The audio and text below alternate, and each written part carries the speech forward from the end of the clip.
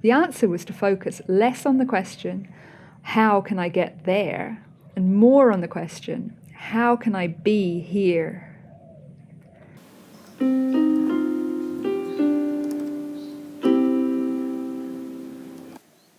On Stories of Self, we go on journeys into the lives of ourselves and others. We see how stories connect, how they diverge, and how we can create our worlds and solve our problems. This is the real-life remix of storytelling, which is so often stranger than fiction. So come and sit around the fire, chill by the ocean, or get a coffee with me, as I delve into the stories of self that make, break, and remake us. Some stories are dramatic, some are serene, some will magically mirror you, and some will be delightfully different. I'm your host, Katie Reeve Arnold, and this is Stories of Self.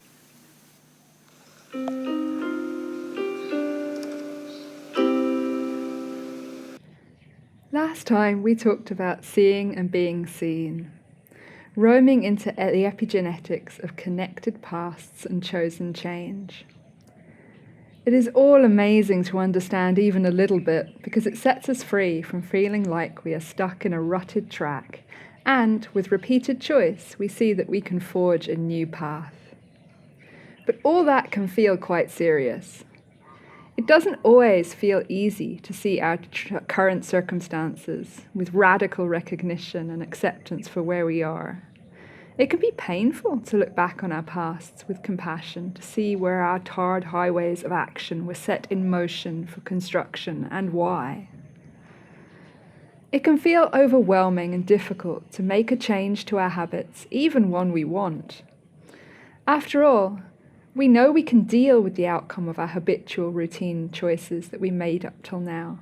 This is where they came from. But what if we make a different choice and it's not better, or even if it's worse? And through this feeling of seriousness, fear creeps in and takes over. Our survival mind returns to the driving seat, and our dreams, desires, and heartfelt, authentic, novel choices get locked back into the boot of the car, or the trunk, depending on where you are in the world. So seriousness can be a challenge for us to overcome. I know it has been for me. I really enjoy the lighter side of life, fun, laughter, and joy. But it had always felt like an added bonus on top of the essential rather than a critical part of life itself. I think that's how it's sold to us. The cherry on the top, the icing on the cake, rather than having intrinsic worth and substance of its own that not only makes life more enjoyable, but actually actively contributes to our capacity to live a life that is good for us and for all those we connect with. Laughter, joy, and play can gradually fade out of our lives. Their place taken by focus on success, seriousness, perseverating on the past, or fears for the future. But actually, there are several scientific studies that cite our capacity to learn or bed into new paths increases several-fold in the presence of a feeling of joy. By creating dopamine and serotonin release, joy can increase the brain's ability to make connections and drive the capacity to make those connections much, much more quickly than it otherwise would. So joy is not an added extra in life. It's a fundamental part of us reaching our capacity in our learning and development process, whatever we may target those towards. It gets us further, faster, and it spreads to others, amplifying their joy as well, which naturally knocks on to help them in their own process. Joy, laughter, and play usually come so naturally to us as children. Why then do they often fade as we grow up into adults? As the world places requirements of how we should be onto us, we put parts of ourselves away. And often, because they are seen as an added extra, not usually rewarded by society, at least not in the same way as academic or career-related success is rewarded, our joy and laughter and play are another thing we box up and pack away, and only bring out much more rarely. And I think this is also why we can get stuck slightly distanced from joy and laughter as adults. because it feels like it is something that should come naturally, so we don't think we should need to work at it. But the reality is that as we grow our circumstances and how we live changes, so too our elements of play and connection to joy and laughter also changes. We need to take the time and make the effort to connect and reconnect with our evolving sense of play and joy, to liberate our laughter in an ongoing way. And we need to prioritise this because it is just as important as some of the more socially respected activities, often even more so. When questioned, the majority of people say that what they want from life is to be happy. If this is the case, then it makes sense to make time for it, to work at it, to try different things and recognise that this isn't something we achieve once that sticks forever. Nor is it something that we can only wait around hoping it will find us naturally. We can actually go out and create this happiness we seek for ourselves by leaning into liberating laughter and finding our joy in every day, then choosing to live from it, by opening ourselves up and practicing to find our new or evolving sense of play. I've been on quite the spree of trying out new things over the past year or two.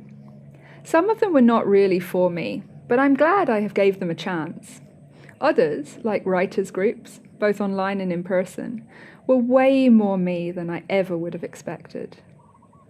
Some of them pushed me out of my comfort zone, and it would have been easier for me not to try them. One example of this was an improvisation group I attended. For me, this was really difficult, speaking in the moment without knowing what was coming next, whether it was coming from me or from someone else, and with an audience as well. But it also opened me up to plan less, to overthink less, and to be in the moment more, letting go of the past and not thinking forward. It actually really helped me to work on becoming more the fully present me I wanted to be, without focusing on the judgment of others and without judging them myself. I've tried so many different kinds of dance: tribal fusion, zouk, lambada, salsa, and I've fallen in love with bachata particularly. For me, it's just the perfect mix of structure and freedom, and although I find it difficult to let someone lead me, I love the freedom I feel when I manage it and find myself twirling in the flow of just being in the dance. It also doesn't always have to be a class. You can learn as you do, or just give it all you've got, enjoy. This week I tried paddle. It's a bat and ball game over a net that is like the love child of tennis and squash. Was I immediately good at it? No, I definitely was not. Did I show up without shoes because after months of yoga and dance and swimming, I'd forgotten shoes were a thing people wore for sport? Yes, I did. But that didn't really matter, actually, as it's warm here and the court is made of a squishy kind of fake grass, so it was fine. Did I have a blast, failing wildly, while chasing the ball around and getting better at it? Absolutely. Am I ever going to be good at it? Maybe not. But that isn't the point. The play, fun, laughter, and joy it created space for was the point. Well, for me at least. And it doesn't have to cost money either. I started dancing after my morning meditation. Maybe I do it for 3 minutes, 5, 7, 10, 15, or even just 60 seconds. Whatever I feel. Just to embrace the joy of being alive, to move my body as it wants to move, not for any purpose or for anyone, just for me. And it doesn't have to be active either. This year I've been learning piano, but I haven't focused as much on playing from sheet music and getting it right. Instead, I found a teacher who was happy to help me make my own piano dream come true, which was to be able to sit down at the piano and play something I made up on the spot that came from within me and both expressed me and sounded beautiful. And you know what? It was a lot easier and more fulfilling than playing things other people had already written. So whatever you fancy or whatever crosses your path, just try it. Make it happen. The point isn't success. The point is the joy you feel in doing it, playing with something new and cultivating the laughter you find that bubbles up along the way. Of all these things I've tried, will I keep them all going? No, probably not. But I feel good for having tried them. Trying new things is something we sometimes move away from as adults. While as children we were trying new things every day and diving in as best we could, as adults we can shy away from the new in favouring the old, tried and tested. Again, we recede into the furniture of safe repetition instead of dancing in the unknown newness of the open centre of the room of our lives. There is a vulnerability in laughter and joy. It is to take a moment just to be in the bright, shining essence of living. To not be focused on going anywhere, or having anything, or holding anything, just to be present in what is. But isn't that the point of it all? Many years ago, I was gifted Eckhart Tolle's Power of Now to read, with the words, "This reminded me of you. It sounds like you," from a friend. I read the book, thinking of those words, and it was so beautiful to be seen from the outside as somebody who embodied these qualities. But did I feel like I embraced them within? Well, I wanted to. I wanted more than anything to be the sunny person who lived in the now, with a recognition of the past and a vision for the future, but mainly, unshakably, in the now of peace and happiness. But it took me another 2 decades and a mixture of joy and heartache to get there. I was too bound into the vision of success our world sells us to truly jump into forging my own path that was true to me. But I was in understanding that I already wasn't feeling fulfilled by what the world was selling me. And I felt this too much to stay fully in the 16-lane tarred highway of life that stretches out ahead of me. So what did I do? I spent some time trying to be on both roads at once. This led to me symbolically trying to make my way in 2 very different worlds at the same time.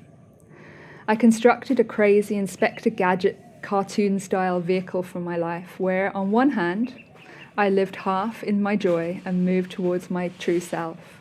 But on the other hand, I dragged myself back to the main highways of life to join the rest of the traffic in a safe and well-recognised flow that was allowed, accepted, and thought right by society generally.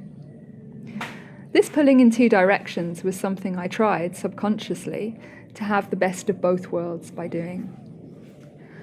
What resulted was an inner war, where I was neither committed fully to one nor the other, and driving on that central reservation was not the freedom I had hoped for, but, in the end, proved more challenging. I was pulling myself in 2 completely different directions at once and becoming frayed by the process, while feeling isolated from either world. Because as much as I moved towards each, I also rejected both. I was a person who prized myself on my understanding of win-win approaches for others. Yet for myself, I had accidentally created a no-win situation. The answer to this was something I found only in recent years and something that I still have to work at, although it is becoming easier and easier and feeling more and more natural to me. The answer was to come from a place of joy and gratitude, rather than from a place of striving and having to do. The answer was to focus less on the question, how can I get there, and more on the question, how can I be here? I found that noticing was a big part of this. This is something we can all see in ourselves and test ourselves for. We can learn to catch ourselves when we are not present and come back to the here and now with gratitude and joy by looking for something to notice around us. This noticing is often called grounding. And I'm sure several of you will have heard of the 5-4-3-2-1 technique, which I've been using for several years now to bring myself back into a place of noticing, from which I can find that joy in presence. This technique involves selectively pausing for a moment to actively notice. Wherever you are, you can do this. Do it with me now if you want. Take a breath and look around you for 5 things you can see,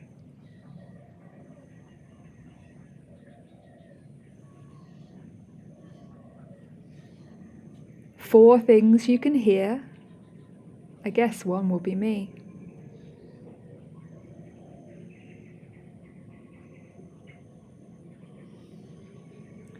3 things you can touch. You might have to reach out for that, or it could just be the clothes touching your skin. It could be driving, and it would be the steering wheel. You could be sitting at your desk, and it be the computer, or it may be the phone in your hand. 2 things you can smell. This one isn't always easy. It might be that you can smell fresh air, cut grass, burnt toast. Or it might be that you can smell your own shampoo or perfume. 1 thing you can taste. Maybe the coffee you've been drinking, or the tea. Maybe the toothpaste. It's a quick and easy technique, and you can do it anytime to gather your mind. To reach after your mind in its time-hopping game of skipping into the past to overanalyze, or into the potentiality of the future to consider different options or issues that may occur. You can use it to hook your mind and reel it back into the present, which is the only thing we truly have any agency in. Another really important element of how we experience the present, that we have full control over, is the language we use. Instead of saying, I have to do something, I can say, I'm going to do it, or I get to do it, or I want to do it. Now, this is not toxic positivity. There are still things in life that we find difficult or maybe don't entirely want to do, and I'm not saying to frame those in a falsely positive way. But if we see them to be a part of our path, then we don't benefit from framing them more negatively than necessary. Even if you don't feel like working out one day, but don't want to give yourself a break from it that day, you don't have to work out, you still get to. Even if you'd rather stay in bed than get up for work, you can still reframe it as, I'm going to, rather than I have to. So you are owning the decision to do it without disowning the fact you potentially don't want to. This reframe still puts you in the driving seat and self-determination of your life, rather than rolling with the feeling of being dragged along behind against your own choice. We often lose our agency in life because our mind has abandoned us here, in the present where we truly have choice, and instead it has journeyed back into a past time we can't change, or into a future we can't know will happen quite that way. Right here, right now, is where we are the creators and architects and builders of our own lives. Right here, right now, is the only place we can take action. So why do we leave it? Because we fear we'll get it wrong. That's natural. But why do we fear getting it wrong at all? Because we fear we won't be able to deal with the potential outcome. Despite the fact that we have dealt with everything up until this point, somehow we invent a future where we won't be able to. We build our projected future on a worry of something that so far has not occurred. We worry we won't be able to deal with what comes up. Yet there is no evidence for this to be true, because so far we always have. Whether alone or with help, we have always survived and made it through whatever came up, whether expected or unexpected. So why suddenly would all that data and evidence we have accrued be deemed wrong? And why would we move to embrace an answer that has no evidence to support it at all? Why? Well, because of a focus on fear and seriousness. Fear breeds in the seriousness of life, in the place where we separate ourselves from gratitude and joy to overanalyze. So instead of letting fear take over, instead of letting seriousness get too big for its boots, make a different choice to actively increase the laughter and play and joy in your life, and let this medicine naturally balance you and bring you back to the present. Join me for a special live short workshop session where we will be unlocking the simple secret to liberating living with more laughter and joy in every day. The link is in the bio of the podcast. Everyone can do it.